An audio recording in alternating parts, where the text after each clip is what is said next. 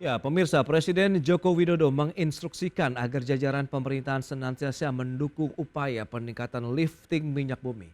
Jokowi menilai penurunan lifting minyak akan menyebabkan impor minyak yang besar untuk kebutuhan dalam negeri dan akan membebani keuangan negara.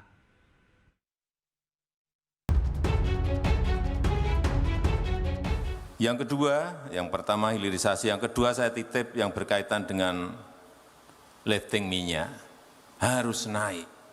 Dengan cara apapun harus naik.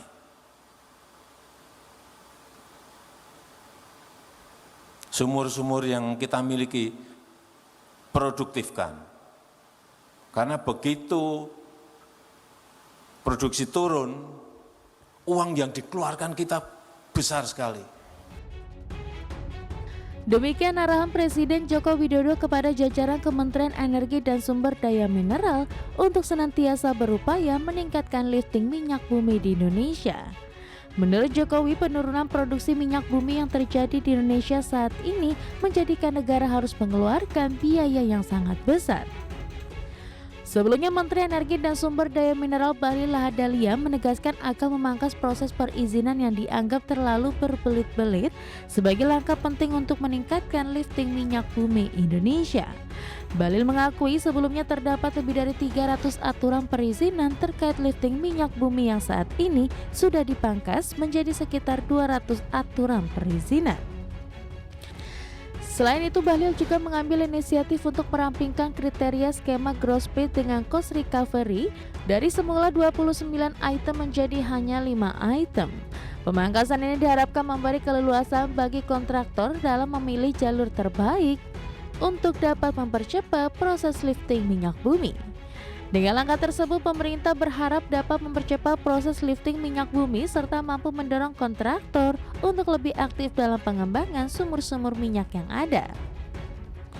Berbagai sumber, IDX Channel. Ya, pemirsa, untuk membahas efektivitas lifting minyak bumi tekan beban keuangan negara, kita sudah tersambung melalui Zoom bersama dengan Bapak Elan Biantoro, Sekjen Asosiasi Perusahaan Minyak dan Gas atau Aspermigas. Selamat pagi, Pak Elan.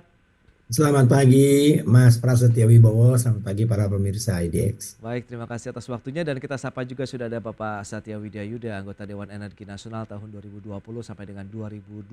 Selamat pagi, Pak Satya. Selamat pagi, Mas Bras. Baik, terima Selamat kasih. pagi, Pak Elan. Selamat pagi Pak Satya. Baik, langsung saja kita ke Pak Elan nih terkait dengan realisasi lifting minyak per semester 1 tahun ini 576,11 MBOPD atau sudah 90,73%. Asumsi makro lifting minyak kita itu ada 635 MBOPD. Apa yang bisa kita review dari capaian ini, Pak Elan? Silakan. Ya, sebetulnya maaf suara saya agak serak sedikit. Baik, Pak. Sebetulnya pencapaian ini kurang menggembirakan ya. Jadi kami bahwa sebenarnya 90% itu cukup rendah dibandingkan dengan target ya. Targetnya kan 635. Memang kenapa target itu tidak tercapai sebetulnya karena disebabkan beberapa hal ya. Ya, antara lain penurunannya blok migas Cepu ya yang ada di Bojonegoro karena memang sudah waktunya turun ya, sudah cukup lama menjadi primadona di Indonesia. Kemudian juga ada kendala cuaca ekstrim di awal-awal tahun, Pak. Di awal tahun itu di area Sumatera itu banyak sekali terkendalanya cuaca yang sangat kena banjir, perjalanannya tracking juga terganggu dan juga ada beberapa pipa-pipa yang konjil karena suhu menurun karena jenis minyaknya adalah kena suhu tinggi, kena suhu rendah itu dia akan membeku di pipa. Itu menjadi produksi salah satunya BSP ya yang tadinya 8.000 barrel turun menjadi sekitar 1.200 apa 1.500. Dan ini signifikan sekali ya, turun 5.000 di atas 5.000 itu signifikan sekali buat negara kita gitu. Jadi memang pencapaian itu di awal-awal tahun agak kurang menggembirakan di semester pertama.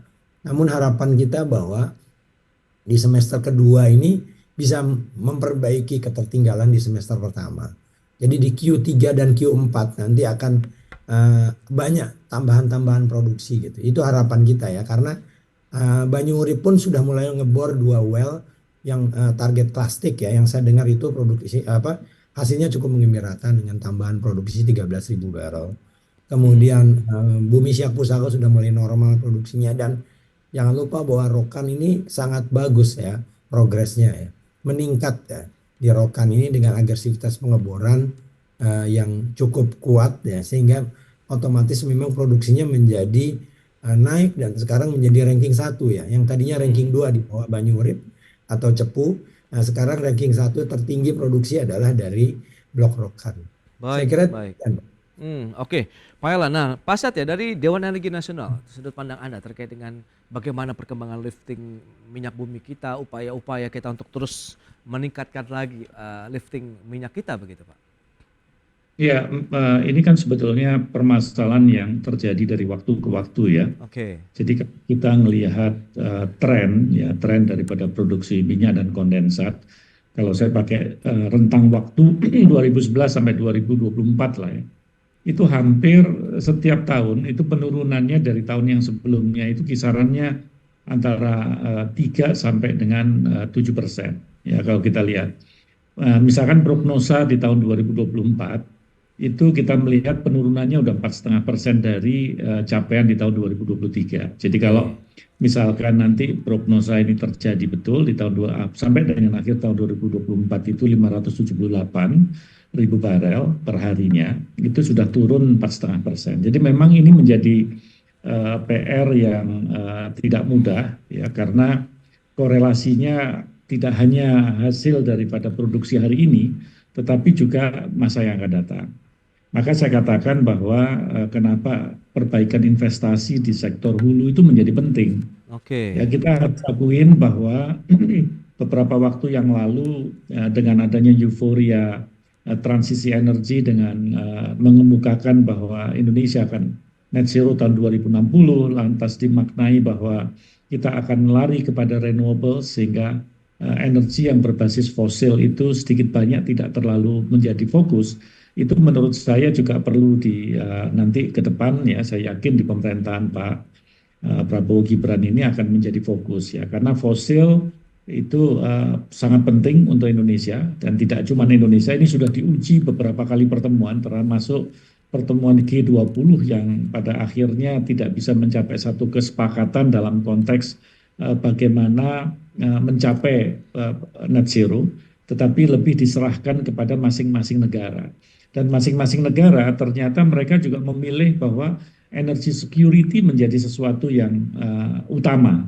Ya, mereka tidak menginginkan bahwa negaranya chaos ya karena masalah energy security. Nah, dengan demikian tentunya pola pendekatan antara negara penghasil fosil seperti Indonesia dengan negara-negara yang tidak berbasis fosil, itu pendekatan untuk menuju net zero-nya berbeda.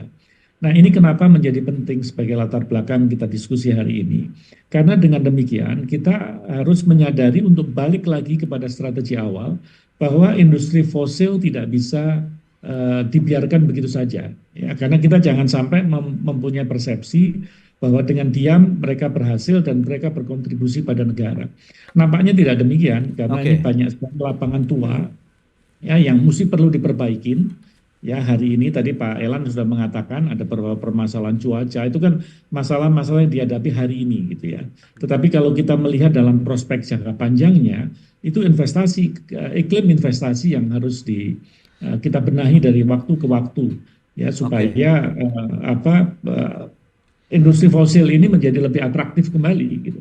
Baik, Pak Satya. Menarik ya, ada 2 poin. Berarti dari sisi perbaikan investasi di sektor hulu juga yang menjadi fokus, kemudian bagaimana pengembangan dari energi baru dan juga energi terbarukan ini menjadi mungkin ada sedikit peralihan fokus dari pemerintah. Pak Elan, lantas bagaimana Anda melihat kondisi seperti ini? Apakah benar seperti yang disampaikan begitu oleh Pak Satya tadi begitu, sehingga ini akhirnya menjadi tantangan tersendiri juga nih buat para pelaku bisnis di industri minyak bumi kita nih? Betul sekali, saya sependapat Pak Setya sangat betul bahwa kalaupun ada energi alternatif dikembangkan, itu artinya energi fosil bukan diturunkan intensitasnya. Kita harus meningkatkan tetap. Bahkan kalau perlu kita kuatkan lagi investasinya dan juga memanfaatkan lapangan-lapangan yang ada selama ini. Gitu. Jadi tantangan pencapaian lifting itu memang menjadi seperti yang disampaikan Pak Presiden Jokowi tadi, itu sudah menjadi mutlak harus dilakukan oleh semua pihak. Apakah itu pelakunya, ya pelaku dalam hal ini ada para K3S, juga pengawas dan pengendalinya SKK Migas ya, dan juga para stakeholder yang lain. Nah, itu yang menjadi satu kesatuan ya selama ini. Kenapa kita bisa terhambat? Banyak aspek-aspek yang menjadi kendala. Kendalanya apa? Aspek teknis ya. Aspek teknis itu lebih banyak dari teknis dan ekonomis ya. Dan aspek non teknis. Nah, Oke. aspek non teknis ini justru yang selama ini masih menjadi kendala-kendala yang belum terselesaikan secara masif ya. Karena masih parsial penyelesaiannya begitu. Seperti apa kira-kira Pak Elan?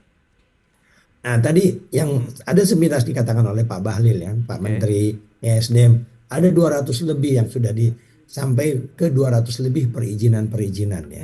Oke. Bisa disimplifikasi. Itu masih besar sekali. Jadi Oke. sebenarnya yang diharapkan oleh para investor itu adalah berikan mereka karpet merah lah. Untuk masalah perizinan itu buatlah mereka sangat nyaman. Mereka sudah siap untuk investasi, bawa teknologi dan membawa Oke. capital ya, membawa dana untuk melakukan investasi itu. Oke. Tentunya jangan lagi mereka direpotkan. Mereka ingin comply karena pada umumnya semua perusahaan-perusahaan minyak baik dalam negeri maupun luar negeri semuanya sudah sangat paham tentang highly regulatednya oil and gas. Karena comply, jangan masalah perizinan ini menjadi complicated gitu. Oke. Itu yang harus dilakukan gitu. Perizinan. Kemudian bagi hasil growth split dan lain-lain ini bagaimana, Pak Elan? Ya, saya menyambut baik apa yang disampaikan. Ada beberapa kebijakan yang dikeluarkan oleh Kementerian ESDM itu sangat baik buat kami pelaku bisnis ya. Oke. Jadi salah satunya adalah bahwa adanya Permen 12 tahun 2020 bahwa yang gross split bisa bermigrasi ke cost recovery lagi. Oke. Itu dengan syarat-syarat dan ketentuan yang berlaku. Kemudian Permen 13 tahun 2024 yang baru saja diterbitkan beberapa minggu yang lalu, Ya. itu juga sangat menggembirakan buat kami investor apa, yaitu bahwa dari 29 item gross split disederhanakan menjadi hanya 5 item, juga peluang bagian bagi investor akan menjadi lebih baik. Bisa sampai 95% dari gross dari yang didapatkan. Itu menjadi sangat peluang. Namun implementasi itu tidak bisa saat ini langsung dikerjakan. Follow up dari permen tersebut harus dilakukan langkah-langkah berikutnya dan berkoordinasi antara pengendali ya dalam ini SKK Migas dengan para K3S. Nah, di situ K3S pemegang gross split harus disambut atau harus di encourage oleh kawan-kawan dari SKK untuk yuk apa yang bisa Anda kerjakan. Anda sekarang sudah mendapatkan kemudahan dan semacam insentif lah ini yang dikeluarkan oleh government, oleh pemerintah. Ini saya sangat menyambut baik dengan kebijakan tersebut, saya kira. Baik. Lantas sejauh mana lifting minyak ini bisa memberikan kontribusi yang lebih jauh ya terkait dengan berkurangnya beban keuangan negara terkait dengan importasi, kita bahas nanti di segmen berikutnya. Dan pemirsa, pastikan Anda masih bersama kami.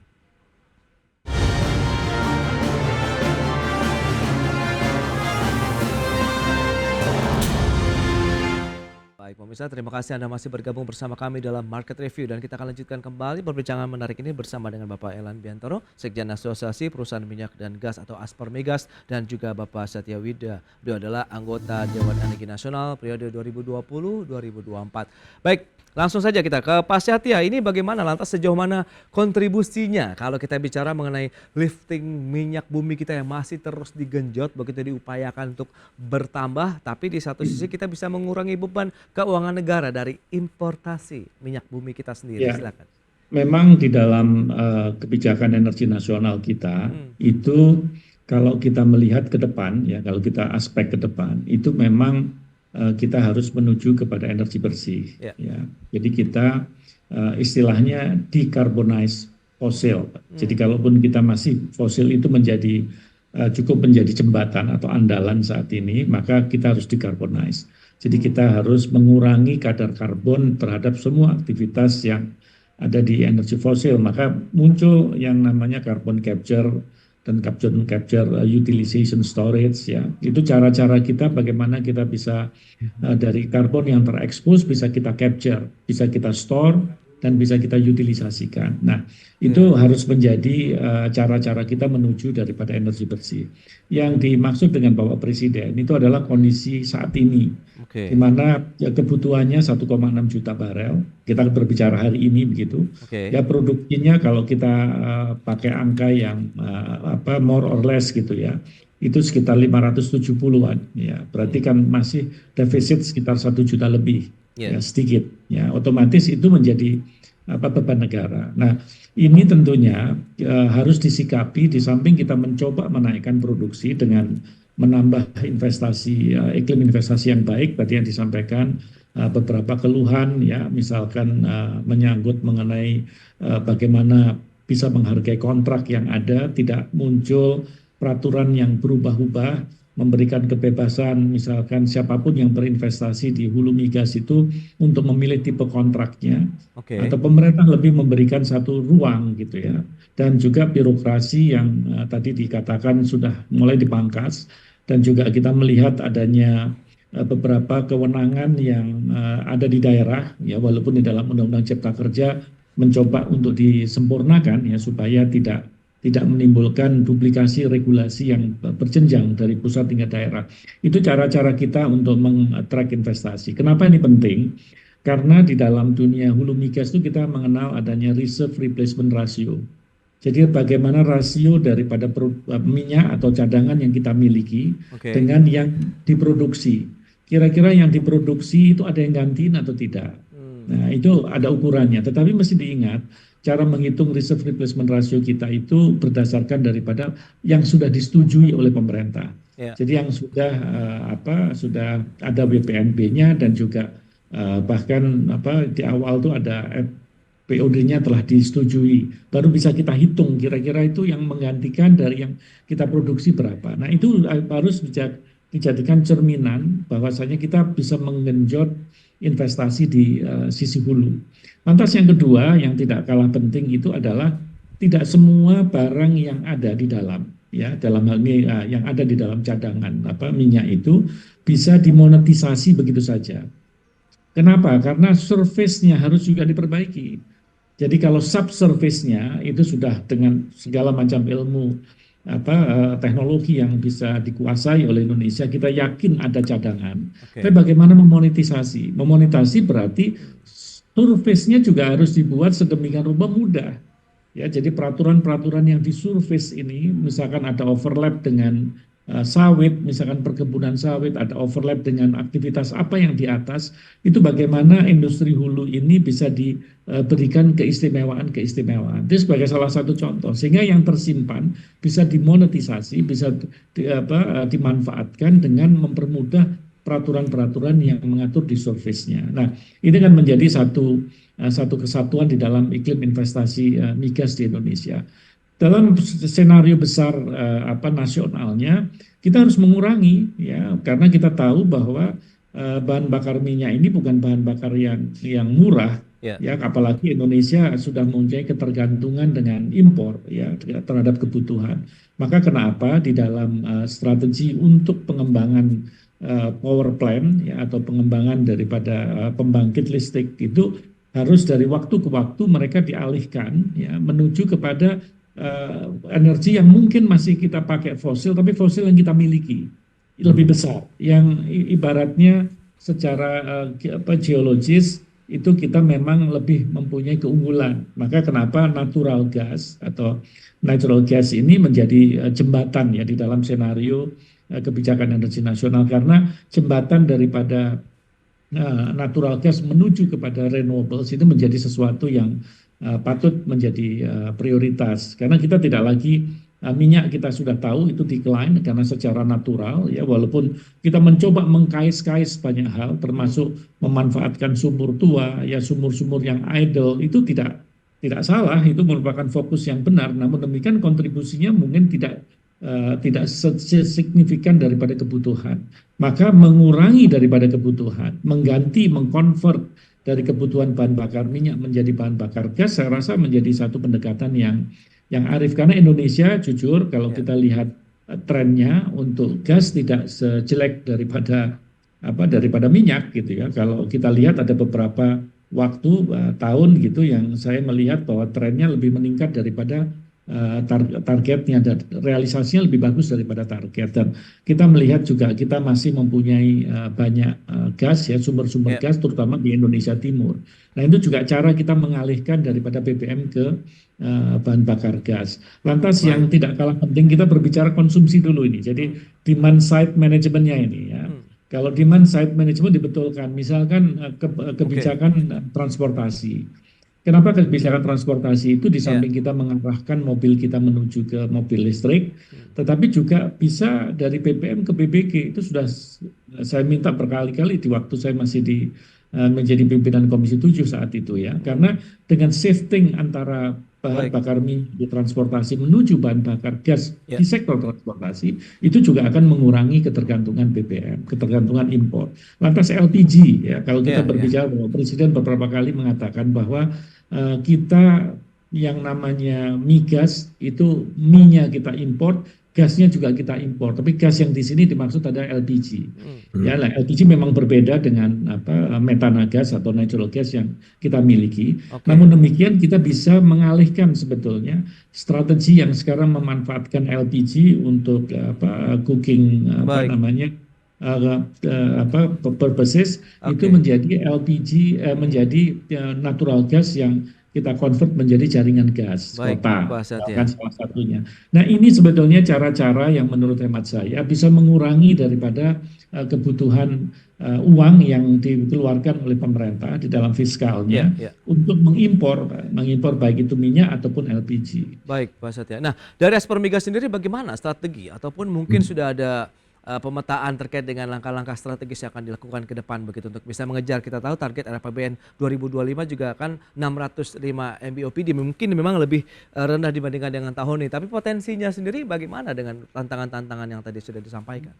Ya ini saya kira tadi yang disampaikan oleh Pak Satya itu sangat luas aspeknya ya. Namun saya coba menjawab kepada pertanyaan yang pertama tadi terkait dengan kontribusi keuangan negara di sektor hulu seperti apa begitu ya. Kalau kita bicara dari sisi minyak memang sekarang cenderung jauh lebih decline dan kita penemuan-penemuan yang baru banyak pada gas. Memang saya sependapat dengan Pak Satya tadi bahwa ke depan itu utilisasi gas akan harus dimaksimalkan untuk dalam negeri. Jangan lagi kita berpikir gas untuk ekspor ya. Itu sangat tidak menguntungkan buat kita untuk saat ini. Tapi kita punya kendala di infrastruktur ya. Gas di Indonesia Timur, demand-nya banyak di Indonesia Barat untuk industri maupun keperluan rumah tangga. Ini jadi gas itu. Nah kemudian untuk minyak, kalau kontribusinya keuangan negara itu ada seperti dua mata pedang yang saling berlawanan. Karena apa? Itu sangat bergantung kepada kondisi global.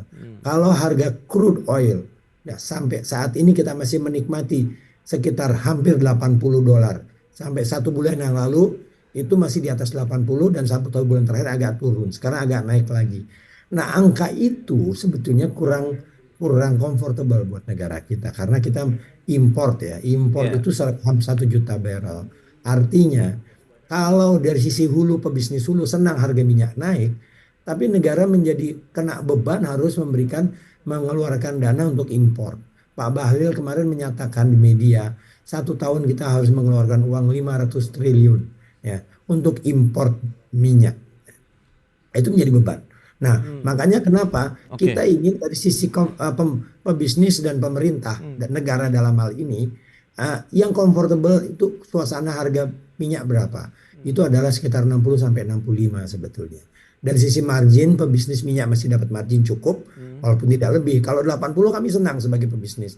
Namun negara kasihan gitu, harus mengadakan untuk kebutuhan dalam negeri yang besar kalau keluar dananya. Nah, di 60-65 itu beban negara berkurang, namun bisnis masih bisa jalan dengan baik.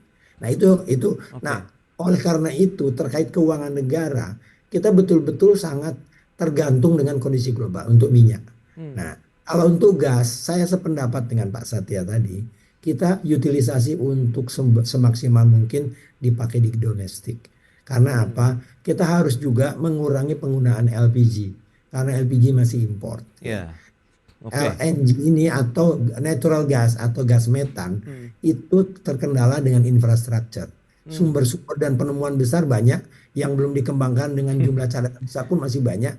Namun kendalanya mengembangkan itu harus link dengan supply dan demand. Demandnya jauh, sehingga itu yang menjadi kendala kita bagaimana mendistribusikan supply yang besar di Indonesia Timur ke Indonesia Barat secara bisa dijangkau oleh market begitu. Ya, itu dia beberapa poin ya terkait dengan tantangan yang masih dihadapi dari industri minyak bumi, kemudian gas juga ya, terkait dengan bagaimana kondisi infrastruktur, kondisi global, dan bagaimana tadi kaitannya dengan importasi minyak bumi yang harus dan semoga bisa ditekan begitu dengan meningkatnya lagi lifting minyak kita ke depan. Baik, Pak Satya, terima kasih banyak atas waktu sharing yang sudah Anda sampaikan. Kemudian Pak Elan, terima kasih juga atas update terkait dengan kondisi terkini ya dari sektor minyak bumi dan gas kita juga saat ini. Selamat melanjutkan aktivitas Anda kembali. Salam sehat. Terima kasih. Pak Elan. Terima kasih Mas Bas. Terima kasih Pak Elan. Terima kasih Pak.